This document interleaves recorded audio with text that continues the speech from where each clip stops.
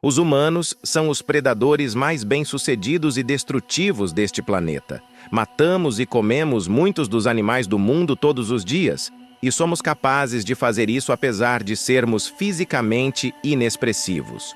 Os humanos são muito macios e viscosos e não possuímos garras afiadas, dentes afiados ou mandíbulas fortes. Chegamos onde estamos por causa de nossa inteligência e nossa capacidade de usar ferramentas, fazer armas e construir abrigos.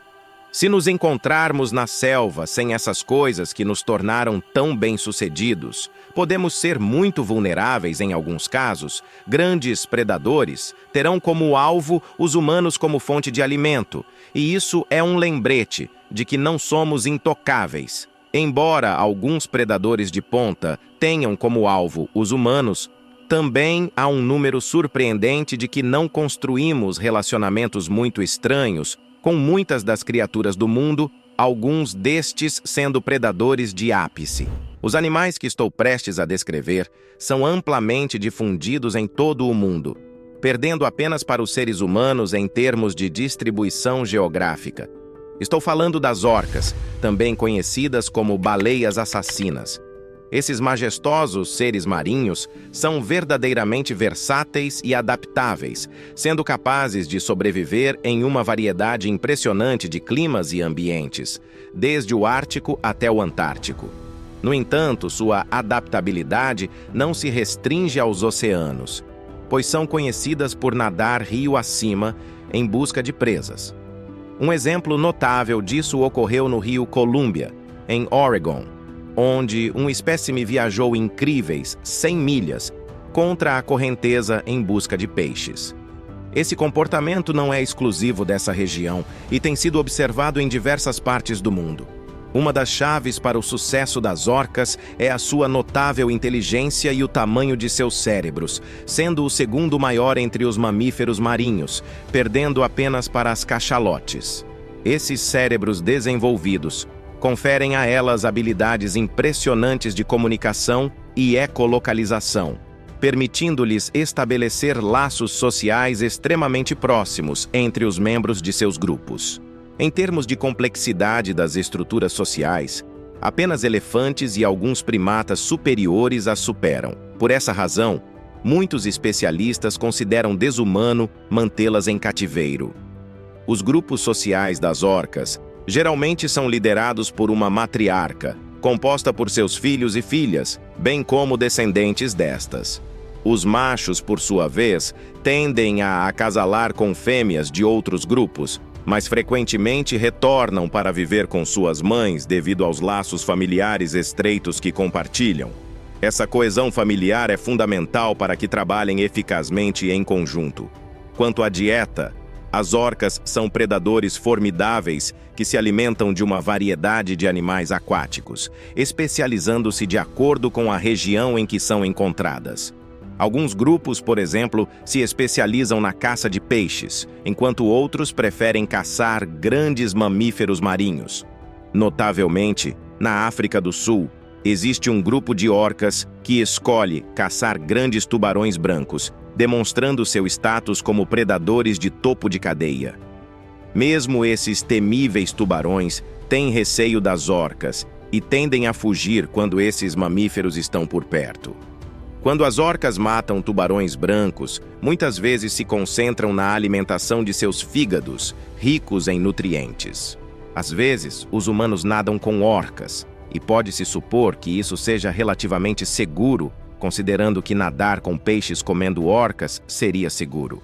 No entanto, nadar com as orcas que se alimentam de mamíferos pode não ser tão seguro. Portanto, embora as orcas possam não ter uma razão óbvia para caçar humanos, existem algumas circunstâncias que tornam esse risco real.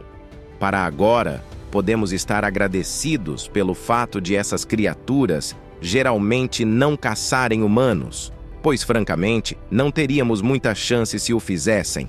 Agora, vamos mudar o foco para outra categoria de animais: os lobos.